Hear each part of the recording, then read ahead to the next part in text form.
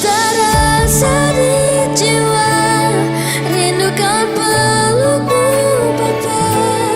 Izinkan ku untuk menyembah dengan apa yang ku punya. Tiada yang lebih berharga, hanya pribadimu Bapa.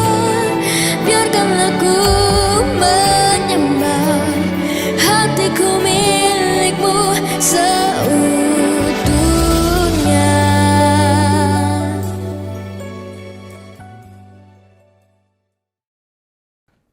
Shalom Bapak Ibu, Saudara-saudari yang dikasihi Tuhan Yesus Kristus. Salam jumpa dalam program Hikmat Pagi GKI Karangsaru Semarang. Bersyukur untuk hari ini semua karena anugerah dari Tuhan. Sebelum kita membaca, mendengar, dan merenungkan firman Tuhan, kita mohon penyertaan Tuhan di dalam doa. Mari kita berdoa.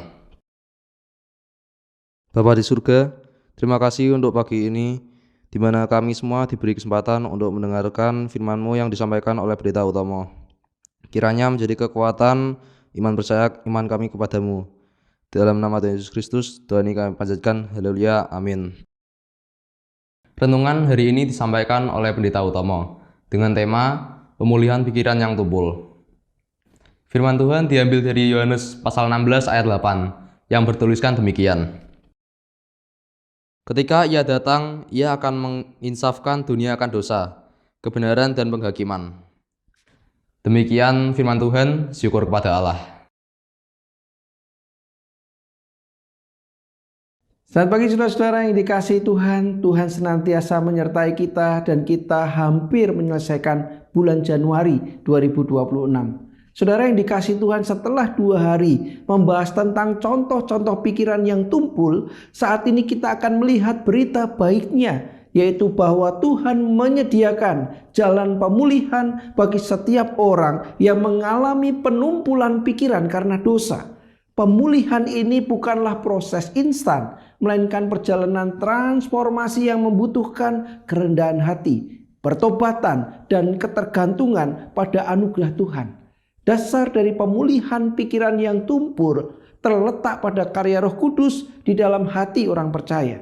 Dalam Injil Yohanes pasal 16 ayat 8, Tuhan Yesus menjanjikan bahwa Roh Kudus akan menginsafkan dunia akan dosa, kebenaran, dan penghakiman. Proses penginsafan ini adalah langkah pertama dalam pemulihan pikiran yang tumpul. Setidaknya, Roh Kudus bekerja dengan 3 cara. Pertama, Roh Kudus mengungkapkan dosa yang tersembunyi. Roh Kudus menerangi hati nurani yang telah tumpul, memperlihatkan dosa-dosa yang mungkin telah diabaikan atau dirasionalisasi. Yang kedua, Roh Kudus memberikan kekuatan untuk bertobat. Pertobatan sejati tidak mungkin terjadi tanpa bantuan Roh Kudus. Ia memberikan keteguhan hati untuk meninggalkan dosa dan kembali kepada Tuhan. Ketiga, Roh Kudus memperbaharui pikiran.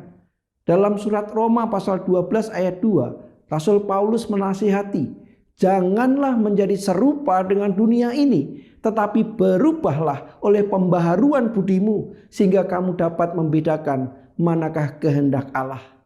Pembaharuan pikiran ini adalah karya Roh Kudus.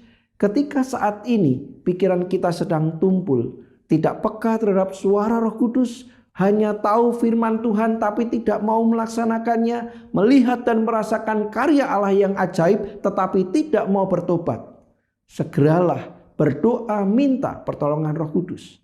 Saudara yang diberkati Tuhan, mari kita berdoa, memohon Roh Kudus berkarya untuk menyadarkan kita akan dosa-dosa kita, memberikan kekuatan dan keteguhan hati pada kita untuk bertobat, meninggalkan dosa kita dan memperbaharui pikiran-pikiran kita. Tanpa pertolongan Roh Kudus, tentunya segala daya upaya kita akan sia-sia. Roh Kudus sanggup memulihkan pikiran yang tumpul. Amin. Mari kita berdoa. Bapa, terima kasih kami diingatkan, kami diteguhkan, kami disadarkan bahwa kami butuh Roh Kudus. Kami butuh kuasa Roh Kudus. Kami butuh Roh Kudus yang menginsafkan kami dari segala dosa. yang menerangi hati kami supaya kami tidak tinggal lagi di dalam kegelapan, di dalam dosa yang membawa kami jauh dari Tuhan.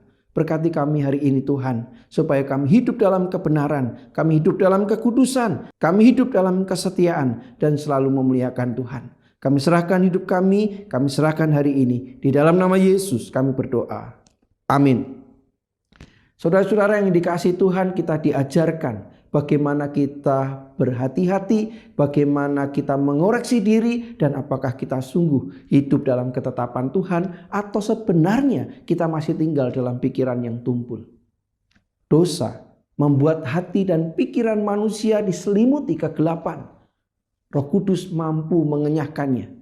Pikiran tumpul diubah menjadi berhikmat di dalam Tuhan. Selamat berkarya, selamat menikmati kasih Tuhan. Tuhan memberkati kita semua.